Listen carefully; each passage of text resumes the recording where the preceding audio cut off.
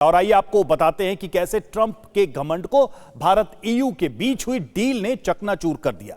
पहली तस्वीर 27 जनवरी की है, जिसमें भारत और ईयू के बीच ट्रेड समझौते पर मुहर लगी।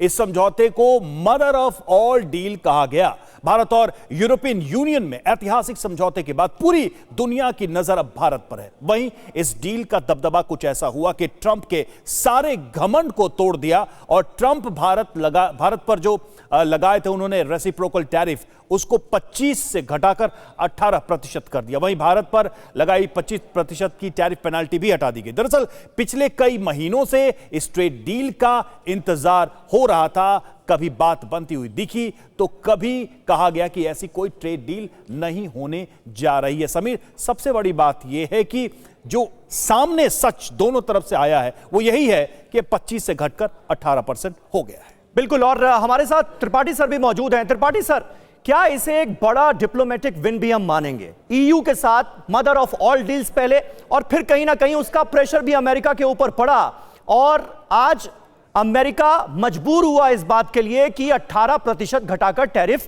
किया जाए। आप कैसे देखते हैं इसे, कितनी बड़ी जीत माना है? देखिए, पिछले एक साल में हमने 4 सबसे बड़ी डील्स की हैं जी। पहली जो शुरुआत में थी एफ्टा के साथ, स्विट्जरलैंड, आइसलैंड, नॉर्वे और लिechtenstein के साथ की एफटीए किया। उसके बाद हमने ब्रिटेन के साथ किया।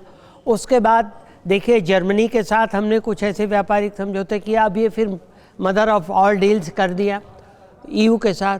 तो इससे ट्रंप एक तरह से मजबूर हो गए कि इससे पहले कि मार्केट उनके हाथ से निकल जाए, उनको लगा कि हम थोड़ा सा झुक करके ट्रेड डील कर लें। क्योंकि आपने सुना होगा कि अमेरिकन कॉमर्स सेक्रेटरी ने भी कहा कि ईयू के साथ ट्रेड डील होने से कि मैं बड़ा निराश हूँ कि अभी तक हम कर नहीं पाए हैं कुछ, और उसके बाद उन्होंने किया। तो एक ये वही ट्रंप हैं जो कहते थे भारत को डेड इकॉनमी, और उसी डेड इकॉनमी के साथ समझौता करने के लिए अब ट्रंप उतारू हो गए, झुक गए।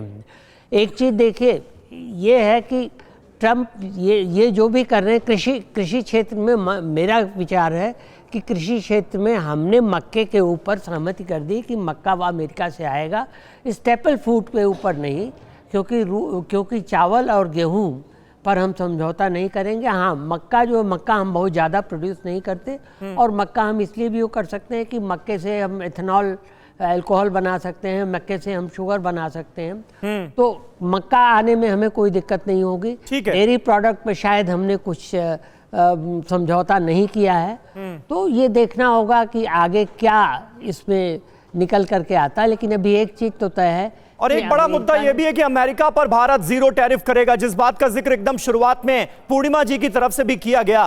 मुझे लगता है अब इस पर देखिए बयान भी आने लगे हैं विपक्ष की तरफ से। कांग्रेस नेता जयराम रमेश ने ट्रेड डील पर सवाल उठाए हैं। ट्रंप ने डील की घोषणा भी वॉशिंगटन से की। ट्रंप के सामने दबाव में दिखते हैं प्रधानमंत्री मोदी। ये कहते हुए कांग्रेस पार्टी ने हमला बोला है। भारत अमेरिका ट्रेड डील पर सवाल उठाए हैं और कहा है कि देश को ट्रेड डील के बारे में जानने का अधिकार है। मोदी सरकार ट्रेड डील की जानकारी साझा करे।